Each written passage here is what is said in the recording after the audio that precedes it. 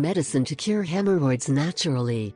Hemorrhoids can manifest mainly by constipation, pregnancy or exertion exerted by defecating, situations that cause inflammation of the blood vessels that innervate the end portion of the large intestine, known as anus.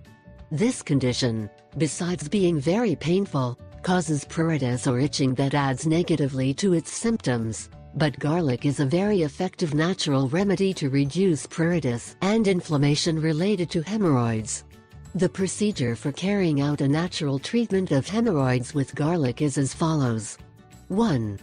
Garlic for internal hemorrhoids.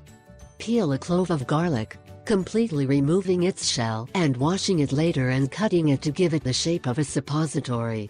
Insert the garlic into the rectum as a suppository, being able to lubricate it with olive oil so that it is easier to place in the rectum about 2 inches, leaving it placed all night.